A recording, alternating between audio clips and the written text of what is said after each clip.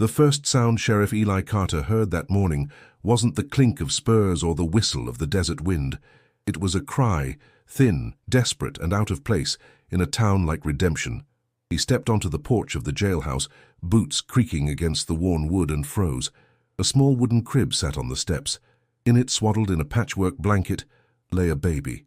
Dark hair, fists clenched, cheeks flushed from the cool dawn air. On top of the blanket was a folded piece of paper, yellowed at the edges, with a message in hurried script. "Only you can raise him."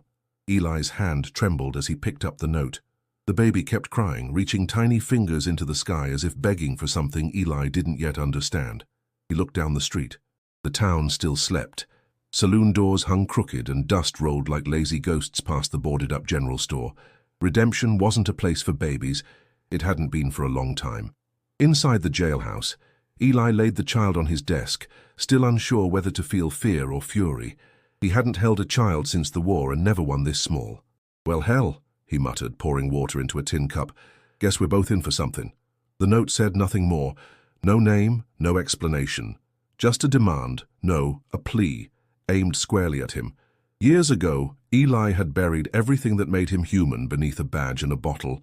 He upheld the law, kept drunks from killing each other, shot when he had to, and never let anyone too close. He liked it that way. Clean, predictable. But now that fragile order cracked beneath the weight of a crying infant. If you're drawn to stories that begin in dust and end in destiny, where men of steel find their hearts again, subscribe now. There's plenty more coming your way. He grabbed the tin star off his desk, polished it absent-mindedly with the edge of his coat. The baby had stopped crying. Wide eyes watched him, quiet and curious. Eli couldn't shake the feeling that this child, this complete stranger, already knew too much about him. Outside, the sky burned orange. Another day in Redemption. Another secret laid bare. Eli stood over the crib. "Don't know who sent you or why they thought I'm fit for raising a soul, but I reckon you're stuck with me now." The baby kicked lightly under the blanket. A tiny smile curled at the edge of his lips, or maybe that was just the light. Sheriff Eli Carter, the man who feared nothing, suddenly feared everything. He turned the sign outside the jailhouse to closed and locked the door behind him. Today, the law would wait. By midday, word had spread like wildfire. A baby left on the jailhouse steps was the kind of tale that lit up a town like Redemption. Folks didn't need much to start talking, and this was plenty. At the saloon, whispers curled between poker hands and whiskey glasses. "Left him for the sheriff," murmured old Tom, stroking his grizzled beard. "Ain't that something? Who in God's name would do that?" At the general store, Miss Hattie clutched her apron tighter, eyes wide. "There's always been something strange about Sheriff Carter," she said. "Maybe this child's his." No one knew the truth, but the town had its theories and its fears. Eli kept to himself that day. He didn't go on patrol. He didn't take questions. He stayed inside, pacing with the child in his arms, bouncing awkwardly with every step. The boy had stopped crying. Now he simply watched, calm and wide-eyed, like he understood more than he should. "Guess they think I got secrets," Eli muttered. He sat at his desk and unfolded the note again, as if staring at the words might unlock their meaning. "Only you can raise him." Why him? He'd spent years burying the man he used to be, before the war, before the badge, before the blood. The past wasn't something he revisited, not sober at least. That evening, Reverend Miller stopped by. Thin as a rail, with eyes that missed nothing, he stood in the doorway, hat in hand. "Heard there's a child here," he said gently. Eli nodded. "There is. You'll need help. I don't need charity." "It's not charity, Eli, it's kindness, and maybe something bigger." Eli didn't respond. The Reverend looked past him, catching a glimpse of the baby nestled in the corner. "He yours?" "No." Reverend Miller gave a slow nod, then handed Eli a small leather Bible. "All right, then. If you change your mind, you know where I am." As the door shut behind him, Eli felt the weight of eyes, imagined or not, on his back. Redemption had seen shootouts and hangings, outlaws and droughts. But this was something different, something fragile, and people didn't trust fragile. Later that night, Eli sat by the window, lamp casting shadows across the walls. He held the child against his chest. "They're scared of you already," he whispered, "and they don't even know why." In the quiet, a memory surfaced, just a flicker of a promise made in the fog of war. A woman's voice, a name he couldn't quite place. He brushed it away. The child stirred in his arms, breathing steady and soft. Something was coming. Eli felt it in his bones. But for now the baby slept. The town gossiped, and the sheriff watched the moon rise, unsure if he was guarding the child or if the child was guarding him. 3 days later, the stranger rode into town. Tall, dust-coated and cloaked in black leather, he came at sundown, moving slow and silent down Redemption's main road. His horse was lean but strong, eyes just as watchful as its rider. He stopped outside the saloon, dismounted, and walked in without a word. Eli heard about him before the coffee finished brewing. "Name's Malric," said Carl from the telegraph office, out of breath. "Bounty man, cold eyes, said he was looking for someone or something." Eli didn't wait. He left the baby with Hattie against better judgment and walked straight to the saloon. Inside, it was quiet. Too quiet. Malric stood near the bar, nursing a drink with one gloved hand and scanning the room with the other. Their eyes met. "Sheriff Carter," Malric said, voice low and smooth as oil. "You've had a delivery, I hear. Town gossip runs fast." Malric took a slow sip. "Not gossip, word. There's been sightings, whispers in the territory, about a child. One left on a doorstep marked for protection." Eli didn't flinch. "You came all this way for a whisper? I go where the truth hides." The two men stood still, silence tightening between them like a drawn bowstring. "What do you want?" Eli asked. Malric turned fully toward him. "Not what? Who? That child's not just a baby, Sheriff. He's a key. And keys tend to open things that ought to stay locked." Eli's jaw clenched. "You're not taking him." "I didn't say I came to take him." Malric smiled without warmth. "But I am staying, just to see how this plays out." Eli didn't trust men who smiled like that. He watched Malric return to his drink, then turned and left. Back at the jailhouse, Jesse, he'd started calling the baby that, was sleeping. But the blanket was askew, exposing a corner Eli hadn't noticed before. There, stitched in faded thread, was a strange symbol, a circle broken by a lightning bolt, wrapped in thorns. It prickled something old in Eli's memory. Digging through the bottom drawer of his desk, he pulled out an old tin box, a relic from his army days. Inside were papers, letters, and a small black book bound in cracked leather. He flipped it open. Near the back, under a list of wanted names long dead or forgotten, was the same symbol, scrawled next to one word: Watcher. Eli leaned back, breath caught in his chest. He hadn't seen that mark since the war, and the last time he had, it had meant death. He looked at Jesse, now peaceful in sleep, then at the door, knowing Malric wouldn't leave without answers. Outside, the desert wind howled low, like something waking beneath the earth. Eli knew there was only one man in Redemption who might understand the symbol. Whispering Crow lived on the edge of town, beyond the hills, in a cabin surrounded by dried herbs and the smell of old smoke. Some folks called him a witch, others a prophet. Eli just called him wise. The sheriff rode out at dawn with Jesse cradled in a sling across his chest. The baby barely stirred during the journey. At the cabin, the door opened before Eli could knock. "I felt you coming," Whispering Crow said. His voice was soft, layered with age, but held a quiet strength. His eyes dropped to the baby. "So, it's begun. You know the mark?" Eli asked. Whispering Crow gestured for him to enter. Inside, the air was thick with incense. On the wall hung a tapestry depicting a crimson moon hanging over a valley in flames. "The Watcher's sigil," the old man said, nodding. "It belongs to a bloodline older than this land's laws. The child is born of it. And with him comes the weight of prophecy." Eli sat, holding Jesse tighter. "What prophecy?" "The one that speaks of a child born under the blood moon, just like him. A child with a soul forged from the clash of darkness and light. He will either bring unity or destruction." Eli's stomach turned. "That's what Malric came for, isn't it?" Whispering Crow nodded slowly. "The bounty hunter doesn't seek gold. He seeks power.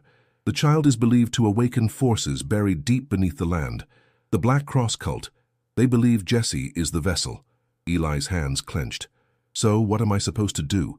Hand him over to the highest bidder? Or keep him locked away like some weapon?" "No," Whispering Crow said, placing a gnarled hand on his shoulder. "You were chosen for a reason. The note was not mistaken. You have the strength to guide him, Sheriff, not to control him, but to shape the man he will become." Eli looked down at Jesse. The baby smiled. "I don't know how to raise a kid," Eli muttered. "No one truly does. But love, steady and fierce, is what he needs more than anything. And protection. For there will be others, not just Malric, who come for him." Outside the wind shifted, clouds gathered, and the sun dimmed behind a rust-colored haze. As Eli mounted his horse, Jesse secured against his chest. Whispering Crows spoke once more. "The blood moon will rise again, Sheriff. When it does, so will everything that sleeps beneath redemption." The words echoed in Eli's mind as he rode back to town. He didn't know how this all would end, but one thing was now certain. He wouldn't let Jesse face it alone. The smoke reached redemption before the riders did. It curled over the hills at dusk, thick, black, and angry. Eli was on the roof of the jailhouse repairing a broken shingle when he saw it, a ribbon of fire across the northern sky where the Jenkins farm used to sit. He didn't need confirmation. The Black Cross had come. By the time he reached the outskirts, the fields were already ash. Livestock scattered, fences burned to stumps. At the edge of the wreckage, he found Old Man Jenkins bloodied but alive, clutching a scorched rifle. "They didn't take nothing," Jenkins rasped. "Just said, 'Send us the boy, or we burn it all.' Then they laughed. Rode off." Eli helped him to his feet, jaw tight. "How many?" "A dozen, maybe more. Black coats, crosses on their chests. They weren't after food or land. Just him." Eli looked down at Jesse, bundled in the saddlebag, still asleep. Back in town, the news spread faster than fire. Fear settled like dust in every doorway. Some demanded answers. Others demanded the boy be turned over. "They'll destroy us," shouted Hank from the mercantile. "You want us all to die for a child that ain't even yours?" Eli didn't flinch. "He's under my protection. What gives you the right?" "I'm the law," Eli said, voice like steel, "and the law says we don't hand children over to murderers." That night he stood on the steps of the jailhouse, Jesse in his arms, lantern light casting his shadow long over the street. "I won't lie to you," he called out to the crowd. "This won't be easy. They're coming. And they don't want justice. They want power. Through him." The silence was deep. "I didn't ask for this," he continued, "but I'll stand my ground. If any of you have a spine left, stand with me." For a moment, no one moved. Then Reverend Miller stepped forward. Behind him came Hattie, holding a lantern. Then Carl. One by one, the townsfolk nodded. Not all, but enough. Eli exhaled slowly. "Then let's prepare." All night they worked, reinforcing buildings, setting traps, watching the hills. Inside the jailhouse, Jesse awoke, gurgled, and reached for Eli's badge. "You're a strange one," Eli whispered, "bringing fire down on us." And still smiling. He stared into those small, curious eyes and felt something he hadn't in years. Purpose. The fire was coming. The gang would return. And Eli Carter would be ready, not just as a sheriff, but as a father. The next morning broke under a red sky, the kind that made old folks mutter about omens. Eli barely slept. He watched the horizon, waiting, heart weighted by silence. At first, the rider was just a shimmer in the heat, a figure moving fast across the dry plain. Dust kicked high behind her. She rode with purpose, not fear. She stopped just outside the sheriff's office. A wide-brimmed hat shadowed her face, a bandana pulled high. Her coat was travel-worn, but her rifle was polished and ready. Eli stepped onto the porch, hand near his holster. "You lost?" The rider dismounted, her voice clear and calm. "Not anymore." She pulled down her bandana. Eli's eyes narrowed. "Clara? It's been a long time," she said. Years ago, Clara was part of a rebel band fighting corruption in the Southern Territories. Eli had crossed paths with her once, during a mission gone sideways. She'd vanished afterward, most thought dead. "What brings you to redemption?" he asked. She glanced at the crib beside the door. "Him." Eli stiffened. "I knew his mother," Clara said, voice gentler now. "She trusted you. That note wasn't written in desperation. It was written in faith." Eli didn't speak. "She was part of us. The resistance," Clara continued. "But when she got pregnant, she left. Said the child had to be born away from all of it. Said there was power in his blood. Power others would kill for. She told you all this?" "She told me enough." Clara's gaze hardened. "And the Black Cross gang, whatever they used to be, they're not just chasing rumors. They believe Jesse is the key to something ancient, something hidden." Eli exhaled through his nose. "You think they'll stop at this town?" "No," she said. "They'll burn everything in their path. until they get him. Inside, Jessie babbled softly, tiny fingers curling around the wooden slats of the crib.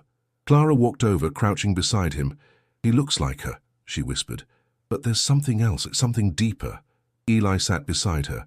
"I didn't ask for any of this, but I won't let them have him." Clara looked up. "Then you won't stand alone." They spent the day planning. Clara mapped what she knew about the gang, their movements, their symbols, their hunger for the boy's bloodline. By sundown, they had names, numbers, and possibilities. Redemption might still fall, but it would not fall quietly. Eli watched Clara cradle Jessie for a moment, a softness in her warrior hands. He thought of the war, of broken loyalties and burnt flags. Maybe some things deserved to rise from ashes. Maybe this child was one of them. Dust Creek was dry as bone and twice as brittle. Once a mining route, now just a pass-through for snakes and secrets. Eli and Clara rode out before dawn, Jessie wrapped tight against Eli's chest. Malric had vanished the night before, and Clara was certain he'd gone to meet the Black Cross. They didn't intend to fight, just watch, maybe intercept a message, but plans unravel fast when ghosts are hunting. The ambush hit halfway through the canyon. A sharp whistle split the air, followed by a rifle shot that nicked the rock near Clara's head. Eli wheeled around, drawing quick. 3 riders surged from the ridge. Clara fired first, dropping one before they even reached the floor. Eli took out another with a shot to the shoulder. The third came fast, too fast. Eli swung Jessie around and shielded him with his coat, bracing for the worst. But the horse reared. The last rider screamed. His mount had stumbled, thrown by a sudden pit carved into the trail. He crashed hard. Clara moved in, rifle up, but Eli stopped her. "Let him crawl back," he said, chest heaving. "Let them know we won't fall easy." They bound Jessie's sling tighter and rode hard through the pass, hearts thundering louder than the hooves. Later, by a dry riverbed, they caught their breath. Eli checked Jessie. No bruises, just quiet, wide eyes. "You see that?" Clara asked, voice low. "The way he looked just before the attack, like he knew." Eli nodded slowly. He started crying seconds before the shot, like he felt it. Clara shook her head. "It's more than instinct." Eli didn't answer. He didn't need to. The boy had warned him. And it wasn't the first time. That night, back in Redemption, Eli stood at the window of the jailhouse. Jessie lay asleep beside the cot. Clara polished her gun, silent. "He's not just a child," Eli said. "He's something more. You believe it now?" "I've seen too much not to." They both went quiet. Then Eli spoke again. "You think we can win?" Clara sighed. "Maybe. Maybe not. But we can hold the line." He nodded. "Then that's what we do." Just before dawn, a knock came at the door. Carl stood there, face pale. Behind him, 2 riders held something wrapped in a tarp. "It's Will," Carl said, voice trembling. Eli pulled back the cloth. Will was one of the few men who had stood beside him on that first night. His body was cold. A message carved into his chest. "Bring the child." Eli clenched his fists, jaw like iron. They had made this personal. He stepped back inside, picked up Jessie, and whispered, "No more running." The trail to Dry Hollow was faded, almost forgotten. Only those who had reason to return ever did. Eli hadn't ridden this way in over 10 years. Not since the war. Not since the mistake he tried to bury under a sheriff's badge. Clara rode beside him, saying little. She could feel the weight in his silence. Dry Hollow wasn't a town anymore, just bones of one. Collapsed roofs, empty wells, and wind howling through what used to be windows. At the center stood a half-burned chapel, its bell still hanging crooked. "This is where it happened," Eli said, dismounting. Clara looked around. "What?" "The day I stopped being a soldier, there was a woman here, wanted by command. Said she'd run with rebels. I was ordered to bring her in." He paused. The wind lifted dust through the dead grass. "She had a child with her. Said the boy wasn't hers by blood, but by promise. I couldn't do it. I let her go." Clara's eyes narrowed. "Was her name Mara?" Eli nodded. "That was Jessie's mother." He looked away, shame sharp on his face. "I didn't know then what she was carrying." Clara walked toward the chapel steps. She never spoke of who spared her, just said someone chose right when the world chose wrong. Inside the chapel, light filtered through cracks in the ceiling. The altar was splintered. Behind it, under a loose floorboard, Eli found what he remembered hiding all those years ago, a tin box marked with the Watcher's symbol. He opened it. Inside lay old documents, a carved stone medallion, and a faded map with a red circle drawn around redemption. Clara examined the medallion. This is it. This is what they're after. Not just Jesse, this. The bloodline, the relic, Eli said. Together they unlock something or protect it. The map showed tunnels beneath the town, mines long sealed and forgotten, but the red circle marked a chamber directly below the jailhouse. Back outside, Eli stood in the ruins, wind brushing through his coat.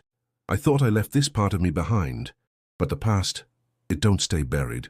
You didn't run from it, Clara said. You brought it home, that matters. As they rode back, Jesse slept peacefully, the medallion tucked beside him. The sheriff's past had brought them full circle.